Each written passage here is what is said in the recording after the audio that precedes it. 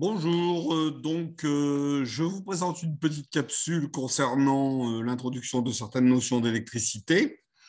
Là, vous avez devant vous la présentation de ce cours concernant l'électrocinétique. Je vais commencer par vous définir dans un premier temps cette petite capsule qui, j'espère, ne sera pas trop longue. C'est la première fois que je commence. Ce que c'est qu'un courant électrique, comment on définit l'intensité du courant électrique, ainsi que on va aborder la notion de vecteur de densité de courant, qui est nouvelle par rapport à ce que vous avez déjà appris au lycée. Pour ensuite parler de la tension électrique, comment les électrons se mettent au mouvement sous l'influence d'une force électrique qui est générée par un champ électrique.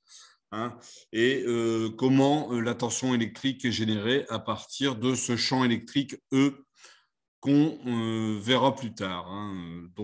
Pour cette fois-ci, je vais me limiter à cette petite capsule concernant les grand 1 et grand 2. La capsule suivante sera consacrée à l'étude des réseaux électriques et surtout des lois de Kirchhoff.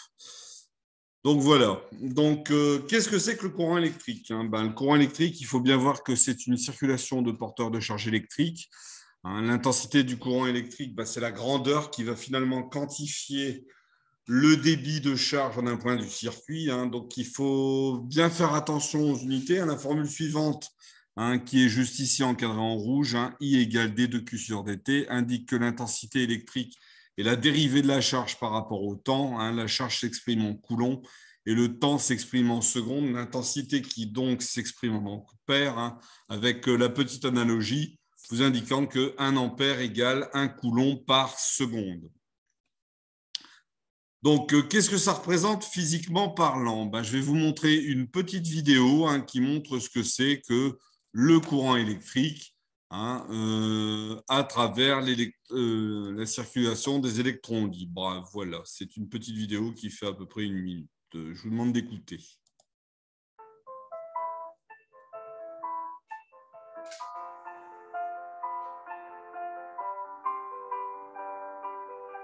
Les 29 électrons de l'atome de cuivre sont en mouvement incessant autour du noyau. Tous sont liés à lui par une force électrique d'attraction. Tous, hormis ce 29e, qui navigue en périphérie, loin du noyau, et s'en libère facilement. C'est un électron libre. Les électrons libres n'appartiennent plus aux atomes, mais au métal dans son ensemble.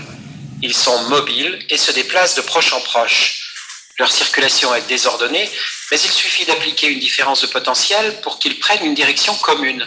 C'est ce mouvement d'ensemble qui constitue le courant électrique. On voit que quelques pourcents seulement des électrons participent à la conductivité. Ils se déplacent à la vitesse d'1 mètre par heure environ. Le courant électrique dans un métal est une lente circulation d'électrons libres, et ceci est vrai pour tous les métaux. Pourquoi sont-ils conducteurs alors que d'autres matériaux sont isolants? C'est la théorie des bandes qui fournit l'explication. La théorie des bandes, je vous en parlerai à une autre occasion, sachant qu'elle n'est pas véritablement au programme. Donc, je reprends mon explication. Donc, il faut bien voir que l'intensité, c'est la dérivée de la charge par rapport au temps. Alors là, je vais vous faire un petit calcul, enfin une petite application mathématique avec le logiciel de mathématiques. Il faut bien voir que l'intensité qui est ici, qui va s'exprimer en ampères, est égale à la dérivée de la charge Q par rapport au temps. Alors, je vous rappelle ce que c'est qu'une dérivée. C'est un rapport delta, une variation de la charge sur la variation d'une durée. Quand ce terme-là, que j'ai mis ici entre parenthèses, quand vous avez surtout le delta t qui tend vers 0, c'est-à-dire quand on s'en va sur une durée qui se rapproche de 0. C'est ça la notion d'une dérivée. Je vous invite à revoir vos cours de maths quand vous étiez au lycée. Donc c'est ça une dérivée. Et donc c'est bien ce résultat-là, qu'on exprime en coulombs par seconde. Bien avoir ça à l'esprit. Et c'est ça que l'on appelle des ampères. Voilà. Donc, il faut bien comprendre ça. C'est ce qui se passe ici. Donc maintenant, ici, je vais vous parler un petit peu de notion de vecteur de densité de courant. Donc, vous lirez le petit texte. On introduit ce qu'on appelle le vecteur J. Donc, le vecteur J c'est ρ fois V. Et ρ, c'est la densité de porteur de charge par unité de volume. Donc, il faut bien avoir en tête que la densité de porteur de charge, on la note ρ. Et donc, c'est un peu la même chose. C'est une quantité de charge, sachant que dans le cours, on travaillera systématiquement avec des charges qui sont uniformes dans l'espace. Donc, c'est une quantité de charge divisée par un volume. Et donc, l'unité, ce sont des coulombs divisés par des mètres cubes ou éventuellement des centimètres cubes. Ce n'est pas gênant. Et on le note comme ça aussi, coulomb par mètre cube. Donc, bien avoir cette notion-là en tête parce que ces électrons, comme vous l'avez vu dans la petite capsule, sont animés d'une vitesse V relativement au référentiel constitué par la maille cristalline de cuivre. Et donc, c'est ce qui permet de définir ce qu'on appelle le vecteur J. Alors, le vecteur J, c'est le nom du vecteur densité de courant qui est égal à la densité volumique de charge ρ que vous avez ici, que multiplie le vecteur vitesse auquel se déplacent ces électrons. Faut bien avoir ça en tête. Alors, si on fait à nouveau ici une petite analyse dimensionnelle, qu'est-ce que ça va nous donner? Ça va vous donner quelque chose qui va ressembler à ça. L'analyse dimensionnelle, ça va vous donner des coulombs par mètre cube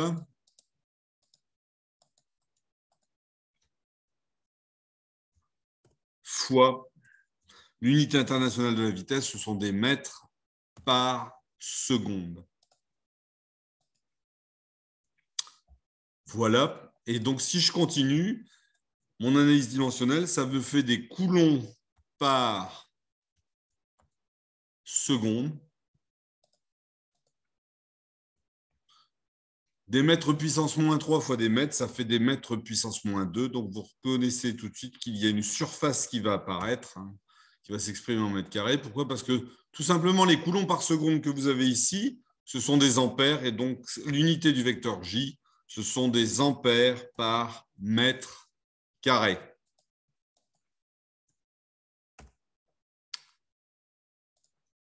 Voilà pour l'analyse dimensionnelle. Donc ça, je vais prendre mon petit schéma et je vais le mettre dans mon fichier Word. Donc je continue mon petit développement. Donc si vous regardez bien mon cours, donc vous voyez que l'intensité, c'est le produit scalaire du vecteur J par le vecteur surface. Alors qu'est-ce que c'est que le vecteur J? Le vecteur J, c'est ce dont je viens de vous parler pour l'instant. Et donc, l'intensité, c'est le vecteur J, produit scalaire, le vecteur surface. Donc, on va le faire dans un cas extrêmement simple. Le vecteur surface, c'est un vecteur qui va dans le même sens ici que le vecteur J. Et donc, si le vecteur surface a une norme qui s'exprime en mètres carrés, donc on va avoir en termes d'unité, ce que je rajoute ici, quelque chose qui va ressembler à ça. Ça va vous donner des ampères par mètre carré que multiplie des mètres carrés, ce qui va forcément vous donner des ampères. Donc ça, je vais vous montrer ça sur un petit schéma qui est en corrélation avec ce que vous verrez en travaux dirigés. Donc c'est ce que vous avez ici. Vous avez un petit schéma ici que vous pouvez voir à cet endroit-là. Le vecteur J va être perpendiculaire à la surface que vous aurez ici, à cet endroit-là. et il va être orienté dans le sens de J. Le vecteur surface va être orienté dans le sens de J. Ça nous facilitera de loin les calculs. Donc maintenant que je vous ai parlé du vecteur J, pour terminer mon propos, je vais parler un petit peu de la force électrique. Donc la force électrique, c'est celle qui va mettre en mouvement les électrons. Donc vous avez ici une force, F égale Q fois E, Q représentant la charge électrique et E, le champ électrique qui s'exprime en volts par mètre. Donc ici, là, ce sont les électrons qui sont en mouvement. Je vous rappelle que les électrons sont chargés négativement, donc la charge, c'est moins E, avec E en valeur absolue qui est égale à 1,602 10 puissance moins 19 coulombs. Donc ça, j'aurai l'occasion de vous en reparler aussi. Le champ électrique dans un condensateur plan est constitué par deux armatures métalliques séparées d'une distance d et reliées à la tension réunion à ces bornes par la formule U égale UAB sur D. Et donc, qu'est-ce que c'est qu'une tension électrique? C'est une différence de potentiel. UAB égale VA moins VB. Et UAB, c'est également, on peut également le définir par un produit scalaire, c'est E, produit scalaire, vecteur AB. Donc, je vais le rajouter un petit peu ici. La tension électrique entre deux points A et B, UAB, ça n'est rien d'autre que le produit scalaire du vecteur E fois le vecteur AB. Alors, je vous rappelle ce que c'est également un produit scalaire. Vous avez vu ça normalement quand vous étiez au lycée. Alors, c'est la norme du vecteur E, qui s'écrit comme ceci, qui va s'exprimer en volts par mètre, fois la norme du vecteur AB.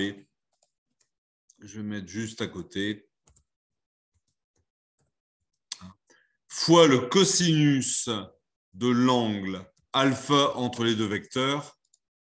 Mais nous, on va s'arranger pour avoir un cosinus alpha qui va être égal à 1. Pourquoi? Parce que E et AB seront toujours dans le même sens et alignés, enfin collinéaires, et dans le même sens. Voilà. Donc, voilà ce que c'est qu'un produit scalaire. Donc, c'est ce que j'ai rajouté ici.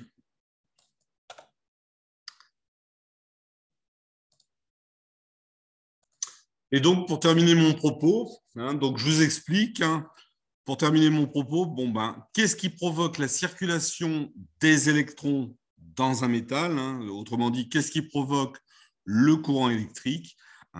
Donc, c'est la force électrique à laquelle vont être soumis les porteurs de charge, ici en l'occurrence les électrons. Et c'est cette force qui va les mettre en mouvement. Cette mise en mouvement traduira le passage d'un courant électrique et le courant électrique qui traversera une section donnée S par unité de temps, c'est ce qui définira l'intensité du courant électrique. Alors, on verra en travaux dirigés qu'on peut bâtir des analogies. Qu'est-ce qui fait chuter un objet dans un champ de pesanteur? C'est la différence de hauteur. Qu'est-ce qui fait circuler un fluide dans une canalisation? Ça peut être une différence de hauteur ou une différence de pression. Qu'est-ce qui va faire circuler des électrons dans un champ électrique? Ce sera une différence de potentiel. Voilà. J'arrête là-dessus mon petit propos. J'espère que je n'aurai pas été trop rébarbatif. Et je vous dis à très bientôt dans une autre capsule.